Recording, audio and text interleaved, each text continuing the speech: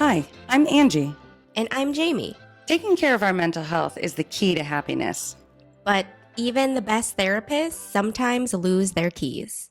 Join us for Therapeutic Happy Hour as we address the absurdities of life's daily expectations as best friends, mothers, and yes, even therapists.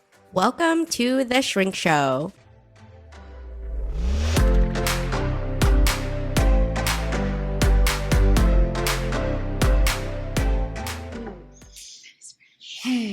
All right. What are we doing today? Why are we here? So, several of our viewers, Jaime, Yes. so many. So many. Although I would like to point out that folks forget to like and subscribe when they watch it on the tube of views. Oh, or on Spotify or Apple. And that might be our fault. I don't think we really understand the importance of it, but apparently it's important. So can you guys do it for us really quick? That would be really great. That would be super fantastic. Even my kids understand this because I don't. They made a little video today, and at the end, as Finnegan's signing off, he's like, "Don't forget to like and subscribe." I'm like, "Oh my gosh!" But what does it do? Why do we do it? I'm genuine.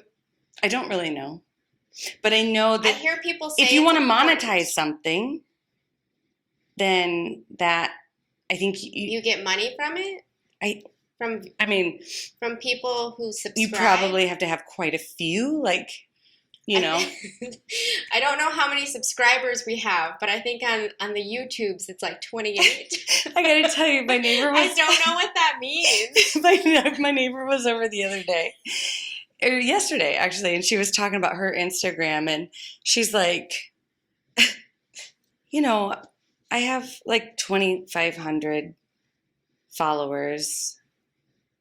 I think that's a lot for me. I was like, yeah, I feel like that's a ton. And she said one of her videos went viral. She goes, well, viral to me, it got 15,000 views in a really short period. And I was like, I've never had any video. I don't think you understand. So I'm running the social media, okay? Yes. I don't know what I'm doing 100% of the time. I, this morning, spent 10 minutes just clacking because I was like, I thought I had scheduled a post to go up and it didn't. And then every time I'd click on it, it would say, your post is scheduled to post at 6 a.m. It was 10:30. And so I'm like, what the heck? What happened? Where's my post? And so then I just clicked upload, because it kept saying with the little click-clack, the clock was it'll upload at 6 a.m. today. And I'm like, it's 10 a.m. You're a liar. And so I just clicked this. I kept clicking it over and over again. And then I just clicked upload and it said, it is uploading. And I'm like, I don't know what is happening. What is happening? And it didn't have the YouTube link. And the sad part is I'm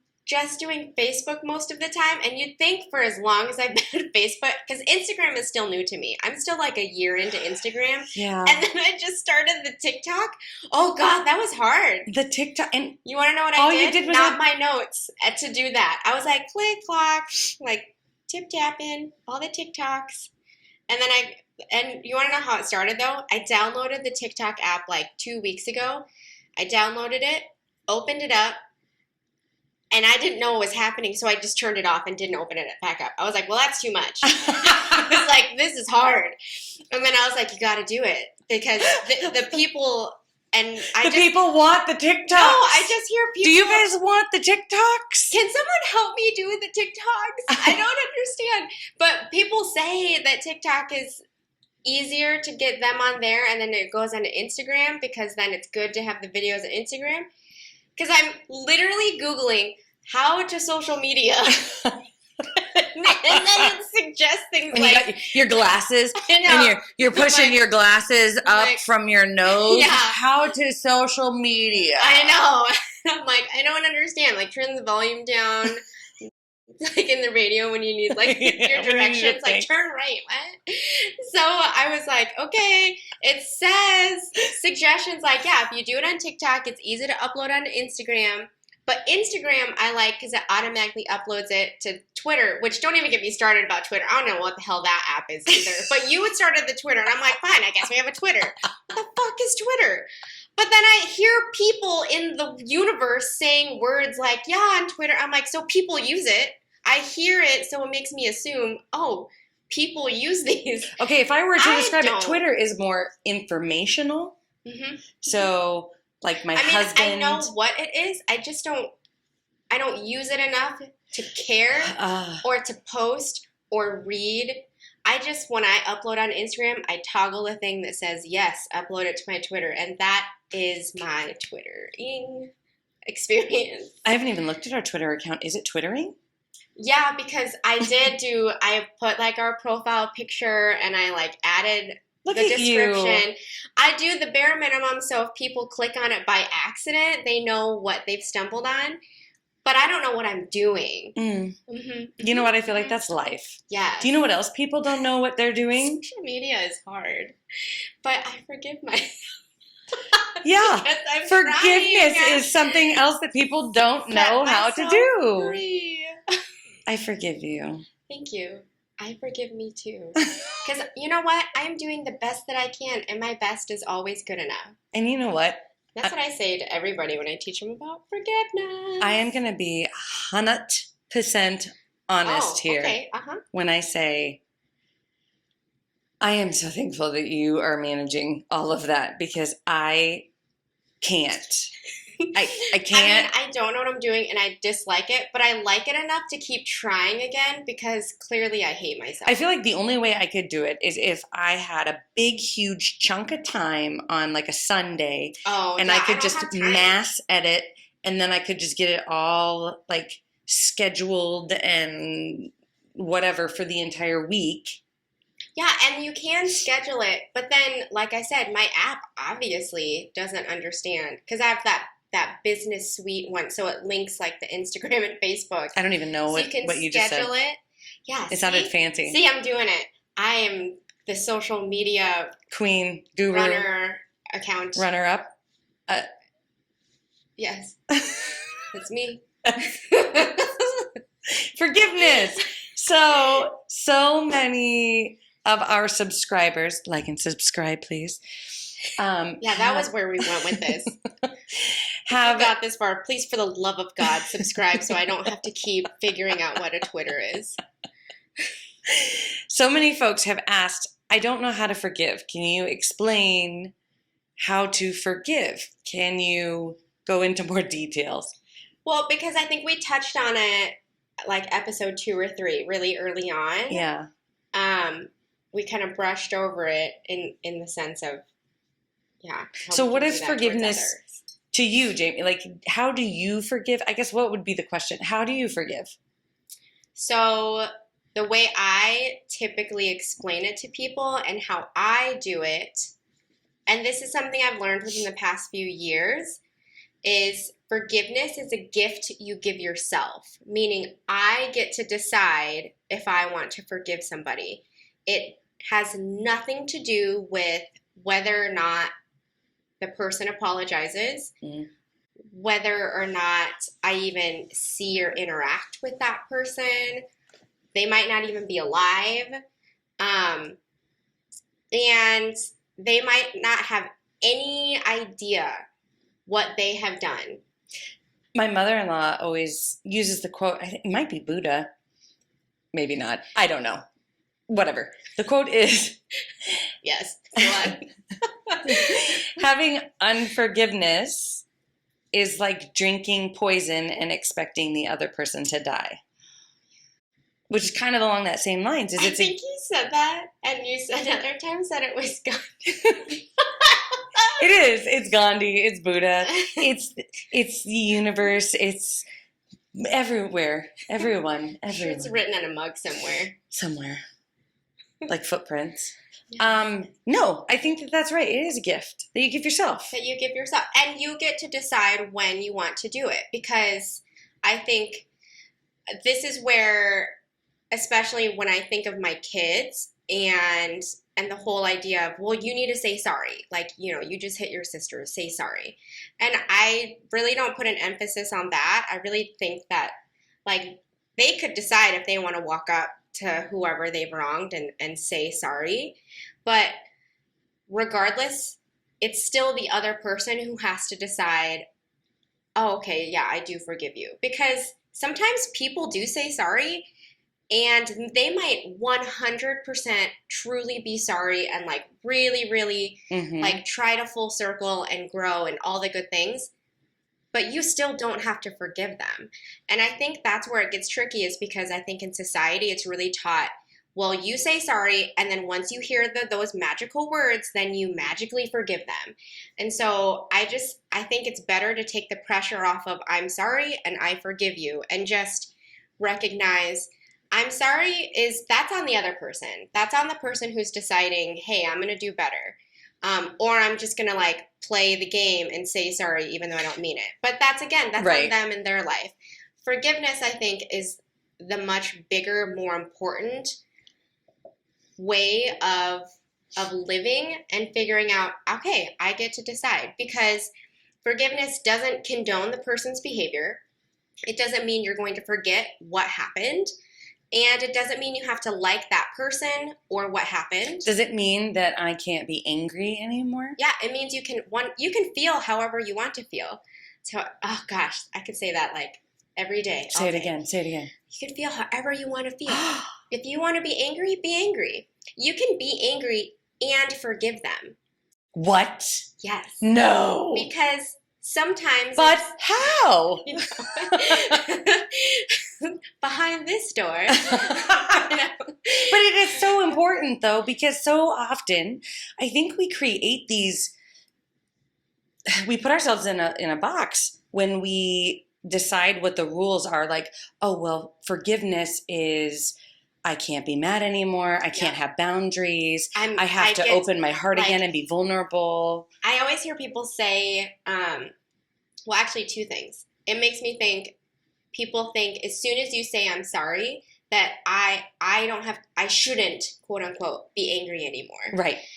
And that's why I'm like, no, if you want to fucking be mad, be mad. Mm-hmm. You're 100% allowed to be angry. And it doesn't matter if the other person doesn't want you to be because they think they said those magical words, I'm sorry. You're allowed to be angry. Well, and as that other person, as somebody who has made a gazillion mistakes in my life, so many, and I have hurt so many people with my words because I'm like a scorpion in the corner, just stabbing them. Like, you fucking cornered me. Oh, I'm going in. I'm going in. Stab. And I've had to say sorry. It does suck as the person who said sorry and the other person is still mad. Right. And they don't forgive you. They don't accept it. However, if I've done everything I can on my end, I've said I was sorry, I meant it, I was genuine, I tried to repair the relationship, doesn't mean that I'm wrong I'm still wrong. Like, I have to forgive myself. I think that was something that you have to learn self-forgiveness. Right. And their reaction does not negate the forgiveness that I can give to myself. Mm-hmm. Whether they forgive me or not, I can still forgive myself. Yeah. Well, and that's where I think forgiveness comes in layers. I think you have to gift yourself with the ability to forgive others if you want to and if you decide. But the main reason why you would gift yourself that is because you will release the pain that you are holding towards that other person. So what I always say in session, for example, is whenever folks are like, okay, well, like whether it's my in-laws or my friend or my ex, even my husband, like my current partner, they did this, I'm super mad, and it's so funny because in session they're always like, but I'm right? And I'm always like, well, honestly, unless there's harm to self or others, you're both right. And then they get a little pissed because they obviously want to be right. And I'm like, but think about it. They thought they were doing the best that they could. I'm not saying I would be happy about whatever it was that they did. Mm-hmm. Maybe just as an opinion, I'm on your side. But they didn't do anything inherently wrong because they weren't causing harm to yourself or to them, right? And that's really kind of subjective too, because if you did something to me versus your husband, I might get upset because of the nature of my personality and my baggage, and he may not. So does that mean that you're only wrong in one situation and right in the, like. Right.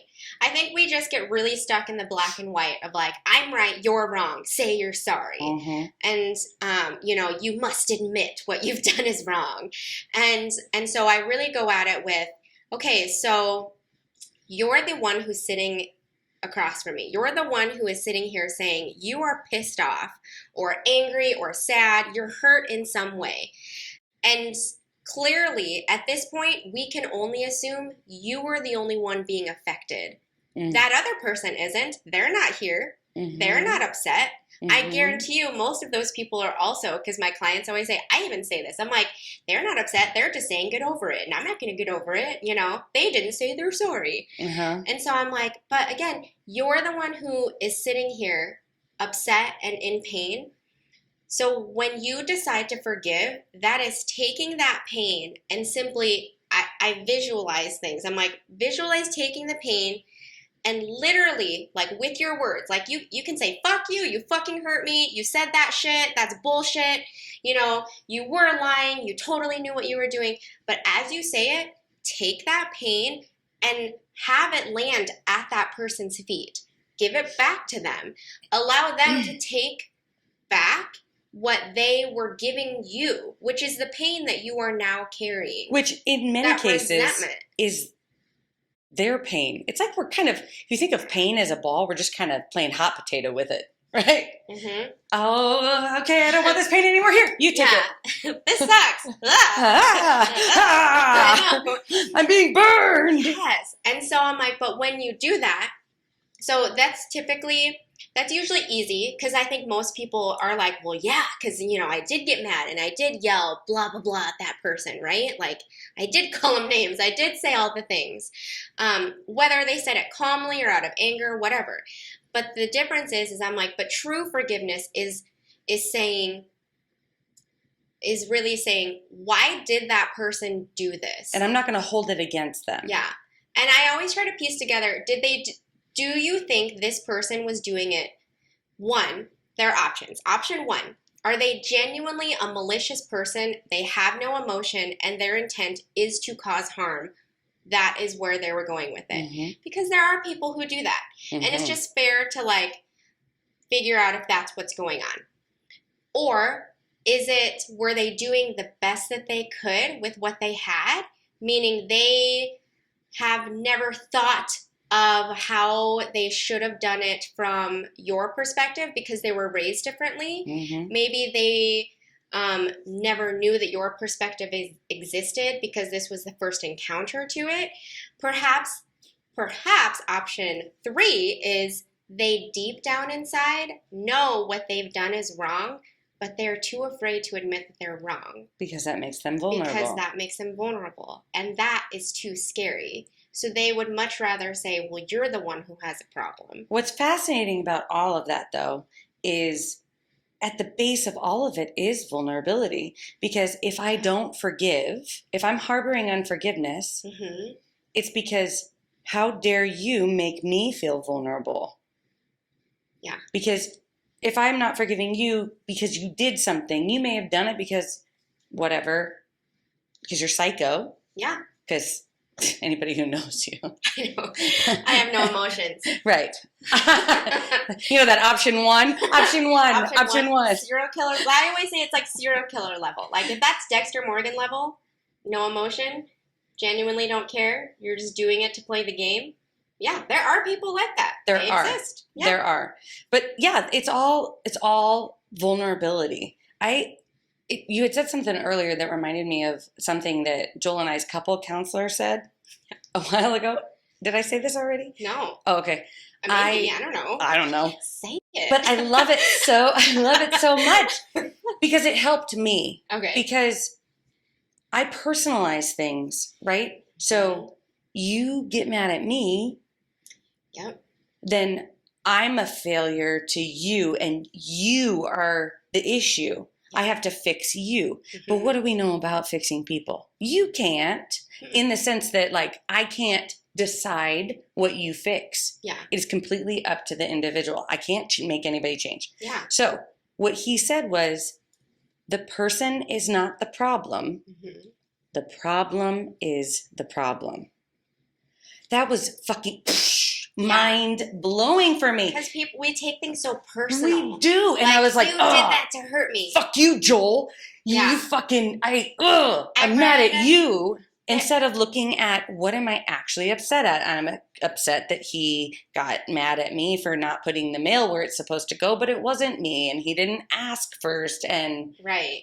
But I'm not mad at him. I'm mad at that. Yeah. There was something I was reading. It's similar to that quote, and it was, am I reacting to the problem or am I reacting to my insecurity? Ooh. And I literally have it written on my phone because I just like it to, I always have a running to-do list. Well, it's like a mantra every time. I leave it on my to-do list, so then I'll randomly see it as I scroll just to read again, just to keep it fresh and to remind myself, because again, being human, and I mean, gosh, if we want to go to the layers of why so many people do this, always goes back to childhood. It's like, seriously, and ways in which we are subtly or not so subtly taught that, how you are doing as a person is based off of my response to you. And so, people pleasing. And so, when I used to work with parents doing family therapy, I would always break it down like, okay, think about this with your children. How often do you do things where you're like, oh my gosh, you're sitting so nice, like going potty on the potty chair, like, yay, and you're freaking out and you're so excited. And then how often are you like, oh my God, you spilled that, and like you're just super upset. And so as children, we quickly understand like mom's tone when we've done something wrong and we've done something right. And so we start to really internalize like that people pleasing, because initially that's kind of what it is when you're little. Like obviously we're talking like potty training age at this point. But as you grow up, if the only time you're receiving like that positive reinforcement is when you're being quiet, when like, you were embarrassing me today because you, like, why were you not giving grandma a hug? Like she gave you that present. You needed to say thank you. And so you start to learn, in order for my caregiver to be happy with me and to love me, I need to do what they want. And so we start to really be reflective of what it is that's going on. And so I think we do the opposite when we get met with tension.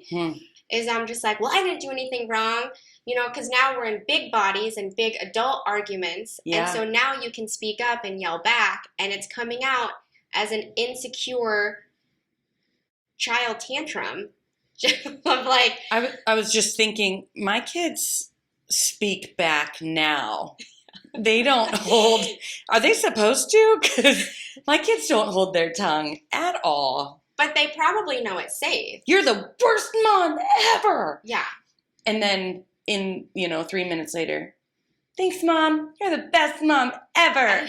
But they must know it's safe to do that, because I know there have been times in my childhood where I knew you listen to what you just are getting yelled at, and then you don't say anything. You also can't cry. Because you'll get yelled at more if you cry. And then you just take it and then you leave, because then it ends sooner. Have you forgiven? Yeah.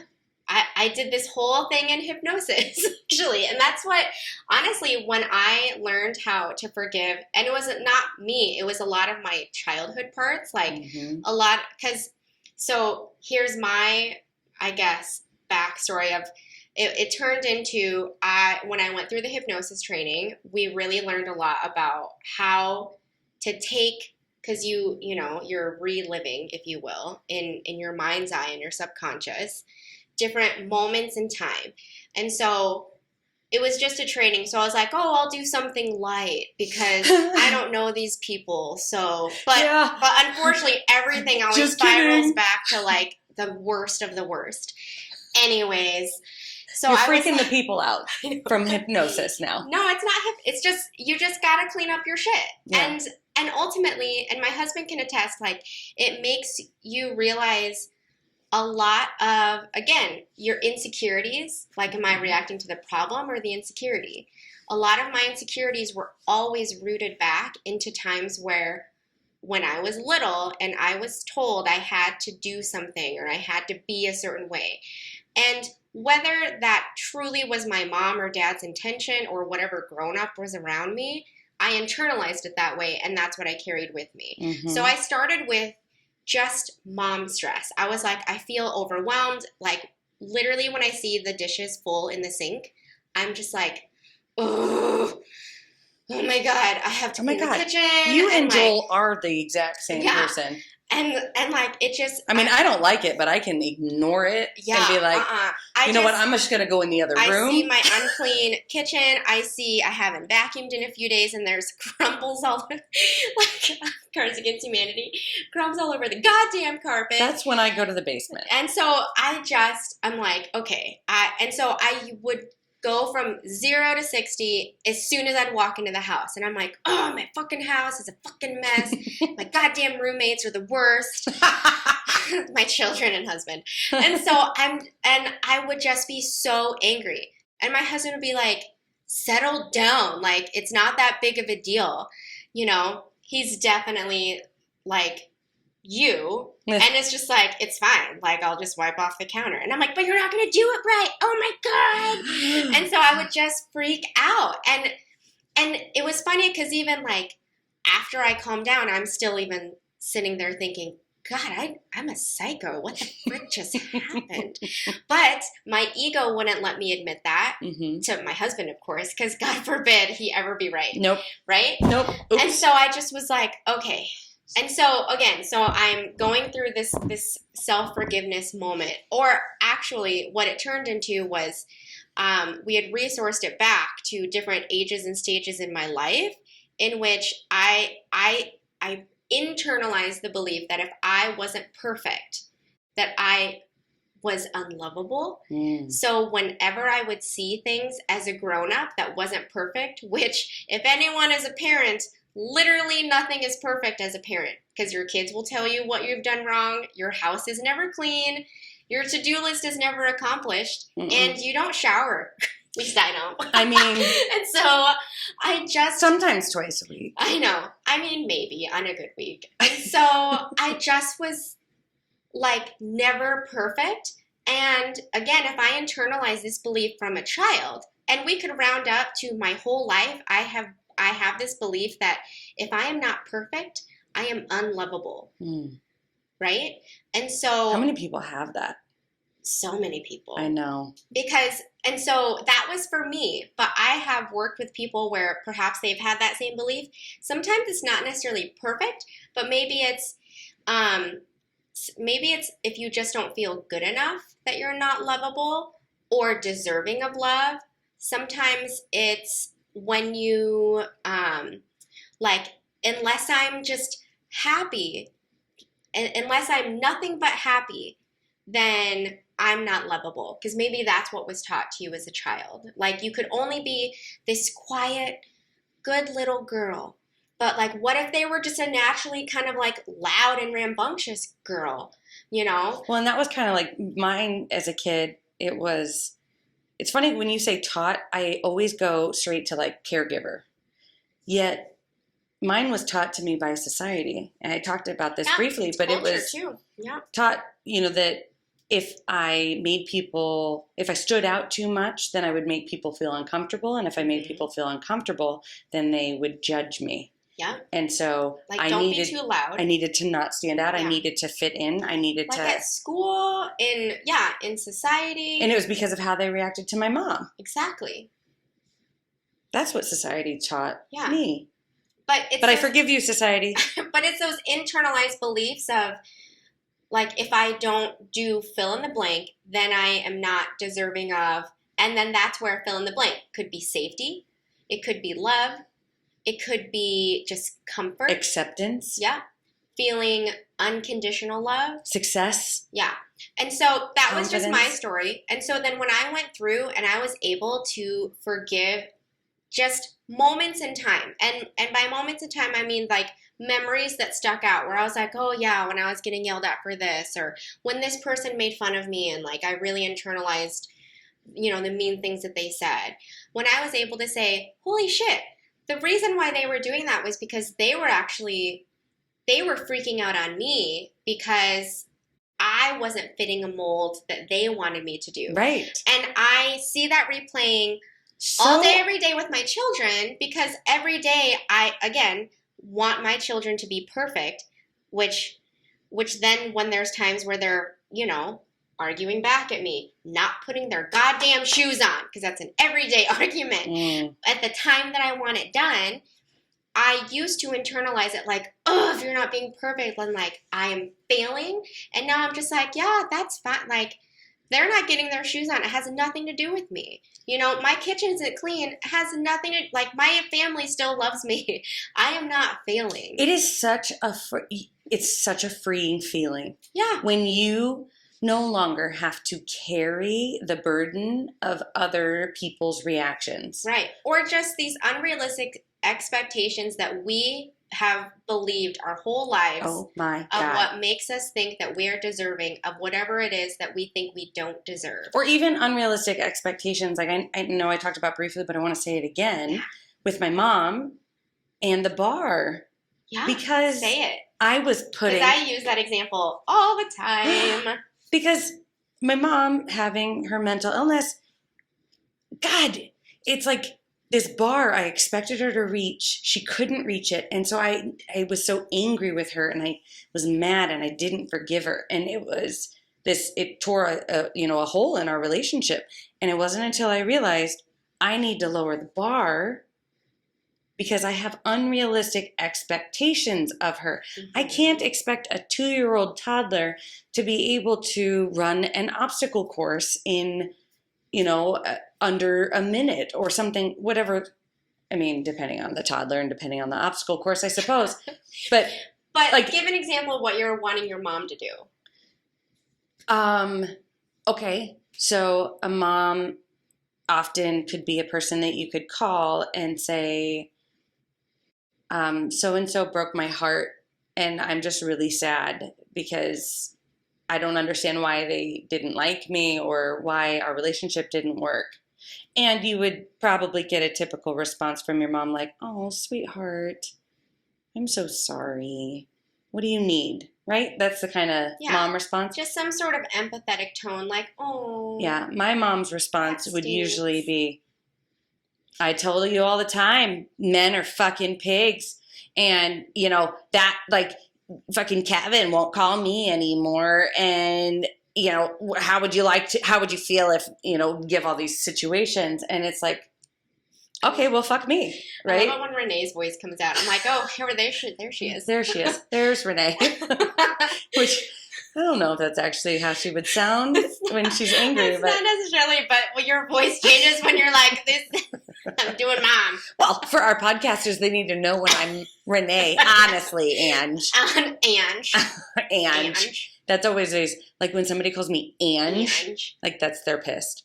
But like that was the mom response like that I would want. And so every time I would try to get that response, I would be met with whatever she was capable of. Because so then what did that make you feel when that's what her response was? It made me feel like I'm never going to get what I want. Like my needs don't matter. Like what I needed didn't matter. But what? All right. So what did that make you feel? What did that make me feel? So you didn't say an emotion. Fuck you. Therapizing me. Yeah. Therapize. Therapize. That was suggested that we should have named our podcast instead of The Shrink Show by my husband. He has lots of notes. That's adorable. Mm-hmm. I like The Shrink Show better. Okay. How did that make me feel? Fuck you, Kurt. Fuck you, Kurt. I don't. Maybe that should have been the name of our podcast. I have a suggestion. Fuck you, Kurt. I can't wait till he listens to this. I know. Love you.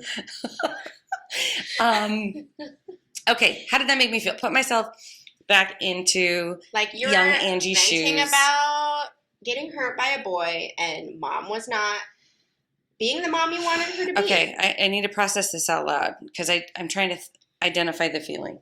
I felt like my needs didn't matter. Like I had to always put myself on a back burner. That I had to hold space for everyone and no one could hold space for me. And that I just couldn't get that nurturing that I needed. Oh my God, what feeling is that? Sad? Hurt? It feels sad. Hurt? No, not betrayed. Lonely? Is that a feeling? I'm a therapist.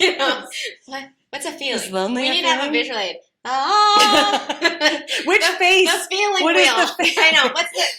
What's the face? Oh my God, that would be so awesome. Ah! Let's get a spinning wheel You guys with emotions subscribe so on we can it. get money, so we can get a spinning wheel of emotion. And Joel was telling me about Patreon, saying we should do a Patreon where people can donate to us if they like us. I know, I've heard of that, And then we can buy a wheel. But that goes back to my insecurity of feeling unworthy of people's monies. I'm working through it. Well, here's where I'm at now with the monies. I need to make a ton of money so that I can actually create the programs that would truly be beneficial to folks in society and not hidden underneath governmental funds that have an agenda or have bureaucracy red tape. That's why I need to make the monies. Well, and I always tell people, I tell my clients, this is the class you should have taken in school. You know how we joke about we should have learned how to do our taxes and No, fucking therapy. How to handle your emotions. We're all human. We all have emotions, but no one knows how to function with them. Any hoodles. The thing you don't know what feeling lonely. As evidenced by it took you 20 minutes to tell me feeling. I don't know. Sad, lonely. So then what is it that you wanted? You said you wanted her to be the mom. I wanted to be able to be weak. I wanted to be able to collapse. I wanted the safety to be vulnerable. Mm-hmm. Because that's to me what a mom is. Yeah. And I think about my own kids. When they are at their weakest, they want me to hold them. And it doesn't matter what's going on with me in that moment. I could be so angry at them. And they could say, can I have a hug as they're crying? And I'm just like, last thing I want to do is fucking touch you. I'm so fucking pissed right now. Punch you in your little tail. And then I'll be like, come here. And it's healing for both of us because I don't know, I can hold space. Yeah. But then now that you've reached that phase of forgiveness towards your mom, how is that? Meaning, now that you see your mom for who she is, why did she give you the mom that she is? Why did she come back at you with, oh yeah, well, fucking Kevin, da-da-da-da-da. Why? What was she thinking that made her think, this is the right way to do it?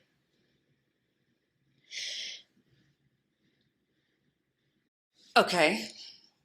I would say, if I'm spitballing here, because I've never really thought about that. I mean, I've thought about the sense of the gifts that I received by having the mom that she was. Oh, yeah. But I've never really looked at the why. And if I think about the why, probably because I was strong enough to hold space for her, and I did hold space for her, and she never felt heard. Oh, so she was just trying to say what she wanted because she wanted to be heard. Maybe. But she also has a severe and persistent mental illness that probably played a part. Said in utero, she was never heard. She wasn't, People right. don't listen to her because she's talking because she's crazy. Dismissed. Literally crazy. Right. Yeah. But I talk crazy. I just do it in a charming way. Right? And I don't jazz hands. Right. And I don't scare. Well, okay, I'm gonna take that back. I you are probably terrifying. I can be terrifying. I don't know. I've never been afraid. I think people get nervous because I can see the truth, and people avoid me that don't want the truth. Who don't want to say it. But it just makes me curious. Why did she think this is the best that Angee needs right now. Because I don't think she thought it. I think she just like was. But that's like why is it? And then it's why was it? Because was she it didn't because know. of her severe and persistent mental illness? Was it because she thought this is good parenting? This is my best work. Oh, like the example when she threw or pushed the boy down the stairs. Yeah. She was showing me love in that moment. Yeah. As fucked up as that sounds, she was showing me love. I think in her mind that was what you did to defend your child. Right. You hurt my child. I am not going to stand for that. Yeah. No. I hurt you. Yeah. Right. And so now that you can break it down that way, it's realizing, so do you think if she knew how much this actually hurt you, that she was just saying things because she wanted to get heard, but that's not what you actually wanted? Do you think if she knew that, she would have done differently? Yes and no. I think because of the nature of her mental conditions, she wasn't always capable of living in that kind of reality. However, I like where you're going with this because so often we don't communicate our needs to another person and we continue to harbor that unforgiveness because they should just read our motherfucking mind or they should just fucking know this is what I need. She's your mom. Because I've told her once before that I needed her to listen to me. She should just know, or a mom should just know, or me to my husband, like I've told you this like the last 17 arguments. And then we don't come at it from a problem perspective of the problem is I didn't feel heard. And so I can go to that person. I could say, Jaime, I called you the other day and my feelings got really hurt because I didn't feel heard by you. And when I do that, that gives you an opportunity to say, oh my gosh, I'm so sorry. Yeah. That was not my intention. This was my intention. I'm so sorry. Yeah. But even if I were to say that, that just proves I was coming at you with my intention. I was not coming at you with whatever you had in store for what you wished I would have said. Right. Always. Right. Like, it wasn't personal to me. Personal. Or the second thing, I mean, you could lose your shit and get defensive, which I guess is the second option. Yeah. Which then, all right, we gotta look at the person is not the problem. The problem is. Yeah. But 3, you could be like, yeah, bitch, I didn't want to listen to your fucking bullshit. You talk way too much. Yeah. And I'd be like, kind of needy. Yeah, super needy. And then I have a choice. Do I remain your friend? Yeah. Or do I leave you? And that beautifully gets into, that's what I was going to say earlier that I was thinking of. So, but 2 things. So the reason why I ask people and always go to, why is it that they did that? Like sometimes, again, if that's a hard question to answer, I say, okay, so hypothetically, if that person were here and they heard everything you just said about like, fuck you, you didn't say this, I just wanted you to be the mom I wanted you to be, do this, say this, but you didn't. If they were here and they heard you say that, what would their response be? And obviously, you knowing your mom, her response is, well, my mental illness doesn't allow me the capability to think critically. Or if truly did know that in the deepest depths of her heart, she truly never would want have to hurt done you. better. Yes. She would have. And it's a way for you to decide, oh, so it actually wasn't personal. It wasn't a personal attack on you, her daughter, that she didn't do that. Right. And then what you were just saying now beautifully leads into the idea of they might just be defensive. And like, I think this always happens in like sessions. I think even we've experienced times where if it's just somebody in our life, like coworkers or friends, even family members, where you're just saying, if I have to forgive them one more time because I can't be friends with somebody who treats people this way or who says things like that or who does things like that to me over and over again. And forgiveness, I always hear people say forgiveness just means I just have to lower my bar and lower my expectations, and then that just means I get treated like shit every day. And then I have to keep putting my heart out there and have it stabbed over and over. And I'm like, no, that's not true forgiveness. I'm like, so forgiveness would mean in cases like that, when you now see that the person you are dealing with is literally incapable of being empathetic, being the mom that you want them to be, being the friend who does listen and hears you out, and when they do give you critical feedback, you know, they don't just come at you with like daggers. The idea is saying, maybe you're just not going to be friends with people like that anymore. Maybe you're just not going to go to your mom asking for motherly advice, because she will not give that to you. I have a really, Yeah. I have a really good example of, with my mom, she wanted to, so it was a year and a half ago, she wanted to start taking her own meds, right? Yeah. And so I'm like, okay, you know what? She's been doing really, really well. I want to try and see. And I can't remember if I've mentioned I'm her guardian and conservator. So I am responsible for her as if she were my child. So I'm like, okay, you know what? I'm going to trust you to take your meds.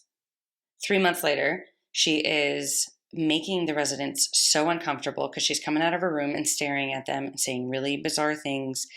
And she is like fast going into psychosis. I took her to the ER.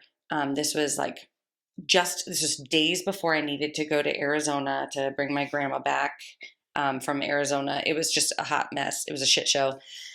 And I was so pissed off that my mom wasn't taking her fucking meds. Yeah. I mean, she was like yelling at the doctors and everything. And I'm like, this is such, oh God. And I was mad at myself. I was like, Angee, you fucking know better. You shouldn't have given her that freedom, yada, yada. Okay. So this is how the forgiveness played out for me with this. I was like, okay, she obviously is not capable of managing her meds. So I went over there and started trying to manage her meds, which, oh my God, I would not be able to manage those meds either. Jesus. I used to fill people's medicines, yeah. God. I was a caseworker, and I was like, Jesus, you guys, that's a lot of pills. That's a lot of pills. Well, because you need this pill to counter the side effects of this, and then this one. And then shit. Anyway, so I got a med aid, everything. So then there was say flash forward, I don't know, 8 months later. Angee, I've been thinking, I really think that I could probably manage my meds. Like, if you just let me try it again. And I'm like, Mom, I forgive you. I didn't say this, but this is what I'm thinking. In your head. I forgive you for what happened earlier. Okay. But I'm not stupid.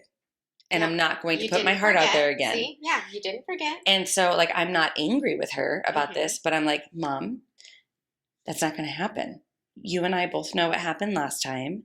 And I'm sure that's happened times before. Right. Like, not just the first time. Exactly. Yeah. And I'm like, I'm sorry. I care enough about you and I care enough about myself that I'm not going to fall for that again. I don't trust you to take them. Doesn't mean I don't love you, but I just don't trust you right now for it. And she's like, okay. But I mean, I'll do that with my students as well. I'll be like, you know what? I allowed you this freedom. You betrayed that. I am letting you know I'm not angry about that, but I now don't trust you because you have betrayed that trust. And so it's going to take a little bit of time of you proving that I can trust you again. I'm sorry. This is the reality of our relationship. I wanted to trust you.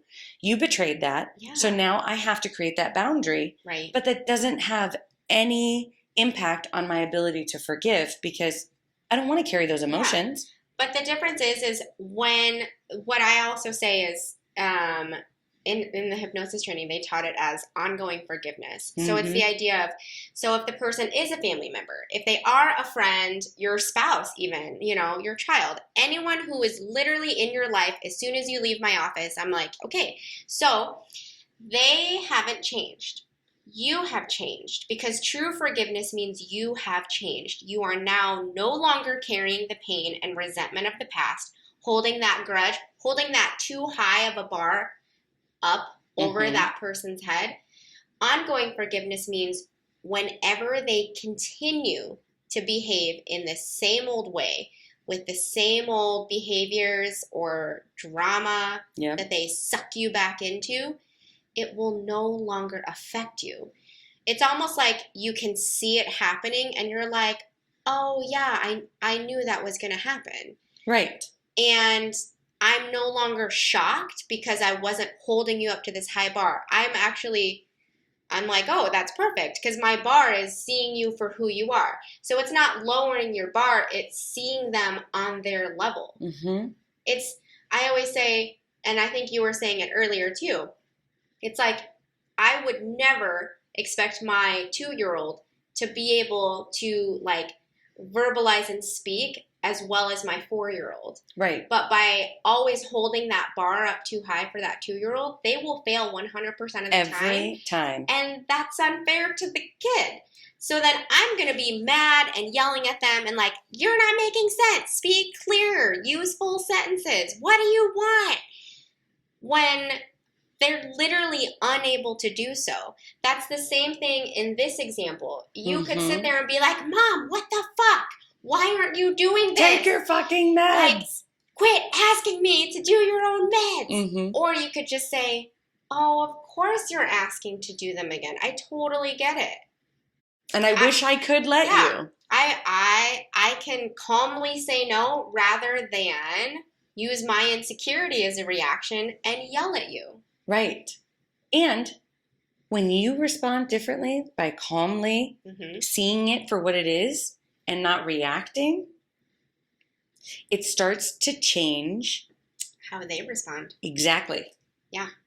Because they're not getting the same rise out of you, so they're like, what the hell? Yeah. Or if they're the only one yelling and you're like, I know, I'm sorry. Yeah. They'd be like, what the fuck? Yeah. Then they don't have all the insults ready to go. That used to be that same old cycle. Like, oh my God, I don't know how to respond right now. Well, thank you. Yeah, you are sorry. Yeah. Yeah. Yeah, you should be so fucking sorry. Like after I went through mine and I would come home and again, chaotic household, my husband was like, you were so calm. Like I wasn't overreacting. He wasn't overreacting to my overreaction. Like we talked about not tickling the sadness away. Because of course, when I overreact, his immediate response is to say a sarcastic joke that doesn't fit what's going on or to match my anger, and then we just escalate each other. So if I'm staying calm, he wasn't sure what to do about it initially because he was like, this is new. It's different. And then he just was like, then he would say, yeah, this is kind of messy. Like, yeah, maybe I could help do the dishes. Yeah, I could do this. Because he wasn't doing it out of like resentment because he just got yelled at. But he was just like, you know what? I know this stresses you out. I'm going to help you out now. Oh my God. And that brings up a really good point too. If you react by it, right? And he has to react. He's using his energy to be defensive versus using his energy to clean. So this is the moral of the story, ladies. If you want your husband to clean your house, don't get angry and forgive him. It's not don't get angry. It's you can be mad. That's right. You can be mad. I meant but don't use forgiveness of the past and ongoing forgiveness of the future so you don't projectile vomit your anger onto your husband. That's what I meant by don't get angry. See, that's it. That's it. You because yes, well. feel what you need to feel. It was in there. God, see, I think we need to feel what you need to feel on a mug. I really like that. I would drink out of that. I'll drink to that. Did we exhaust forgiveness? Do people understand? Do people have questions? Because I am more than willing to go 17 more hours on forgiveness because I think it is, again, it's confusing because societally it's been taught to us. You hear the words, I'm sorry, you automatically forgive. But then it's also taught in society, don't forgive and forget. Well, and I think one of the ways it's taught is, my kids even do this, and I have to correct them. I'll say, I'm sorry, because like I may have lost my shit, and I'll be like, I'm so sorry that mommy yelled at you. Like I should have. And then what do they say? I should have. They say that's okay. Yeah. And I say no. That's not okay. Yeah. It is not okay for you to be treated like that. You can say, I forgive you if you want to forgive me. Yeah. But I don't always ever say say that's okay, because then we justify it and we Mhm. think we deserve it. And then we harbor that unforgiveness because then we're like, why the fuck do I deserve to be treated Mhm. like that? Yeah. And yeah, don't ever say that's okay because you're saying sorry because that was not okay. It was not So okay. I always I think I either try to push on my kids like don't say it's okay, just say you can say okay, you can say thank you, or you can say I accept your apology. Yeah. Or you can say nothing at all. But I want them to understand they are not obligated to accept an apology. Because I think again that was something that I always believed in was it was an obligation to accept the apology. But I was like, but I'm still pissed off, so like this doesn't work for me. But now Well, because that we I also don't understand that you can still have those feelings and but accept then it. when I understood, oh, okay, forgiveness has nothing to do with they are sorry. It's I am deciding to let go of that anger. So as a recap, you can forgive. Here are the steps. Yeah. Step one, Step someone one. wrongs you. Some bitch wrongs you, right? She stabs you with her scorpion stinger. Someone named Angee. Oh, well, let's run down that list. Okay. No, but okay, forgiveness. Okay, So forgiveness. you Someone- don't have to, Yeah. it doesn't mean that you have to put your heart back out there and continue doing the same thing over and over and over in a vulnerable way that sets you Right. up for pain. Right. Does that It make doesn't sense? mean you forget what happened. Doesn't mean that you can't still be angry. It doesn't mean you need them in your life. Ooh. And it doesn't mean that they have to stay in your life either. Both directions. And if they don't forgive you, if you're on the giving end of Mhm. I'm sorry, and they don't forgive you, that doesn't mean that you didn't do everything you can Mhm. to remedy or Yeah. create a solution Because for all the of problem. these steps are the same thing for self-forgiveness. Yes. Because my example for that is if self-forgiveness is if you could go back in time to the event that the what do we want to call it? That the bad thing happened, the bad choice. I'm losing words. The hot potato. The hot potato happened, right? If you could go back in time, if you would have done differently now that you know that you have wronged that person, would you do differently? If the answer is yes, then that means you are different than that past self of you. So you need to forgive that past self of you. Ooh, I like that. Because the you who's sitting here listening to this podcast is a different person. Mm-hmm. The you in this moment today, they have grown up and they now know better and they will not do the same mistake again. And so if you have that depth, you must forgive yourself because you are blaming, same thing, you're blaming that past you for Yes. not knowing what future you knew. So that is so unfair that to same yourself. sentence, the person is not the problem. The problem is the problem. Mm-hmm. You can apply. That was my epiphany. What? Like, oh my God, I can apply that to myself too. Because in that situation, I'm not the problem. It's not that I'm a fuck up. It's not that I always say the wrong thing. It's not that I, constantly make mistakes or unintentionally fail people. Mm-hmm. It's the problem, whatever that problem is. I don't know how to friend, or I don't know how to be a good person. I don't know how something, whatever that is, or I have not been taught, or I have not been given an opportunity, whatever. To realize the depths of what I did that was wrong. Like I thought it was funny. It wasn't.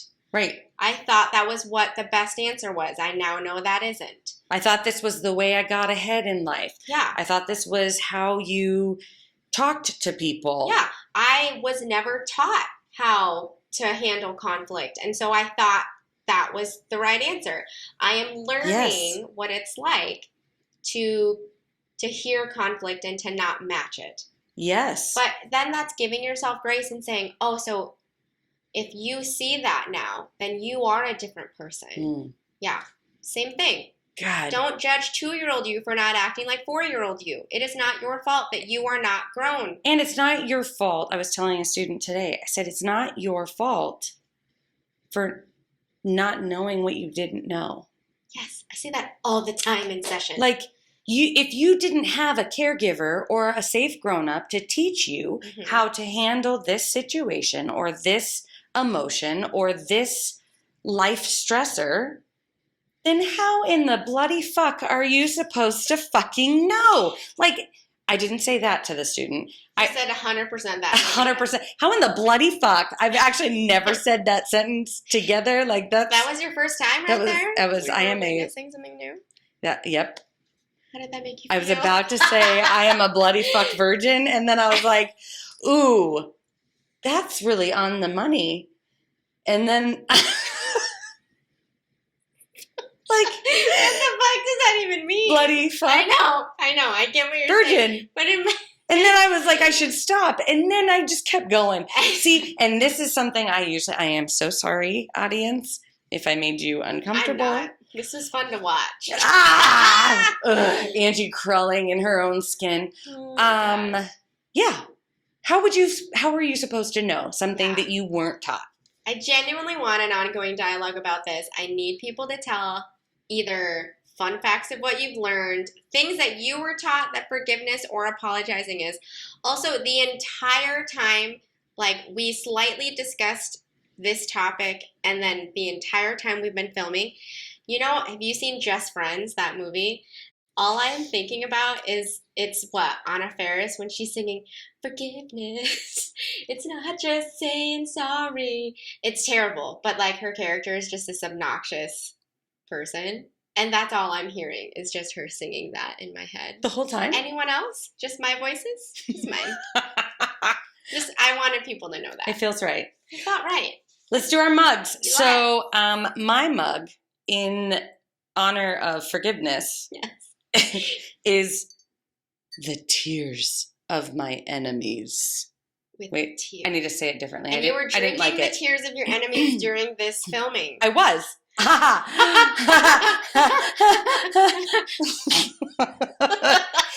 gotta say it differently. I didn't like how it sounded. Okay, do it better.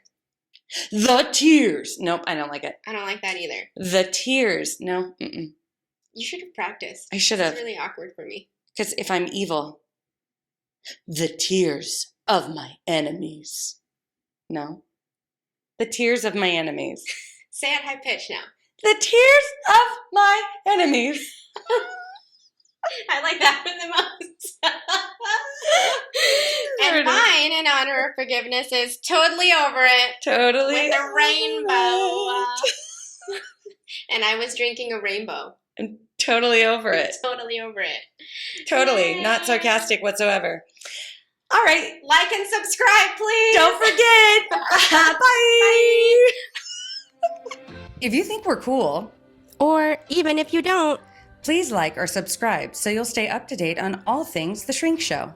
Feel free to follow us on Instagram, Twitter, or Facebook at The Shrink Show. You can also visit our website at theshrinkshowpodcast.com to check out some of our merch, submit your episode topic requests, tell us a funny story, or even donate money or gin to the cause. Thank you for choosing to spend a portion of your life with us. And remember, don't take yourself too seriously. Life is all a giant shrink show.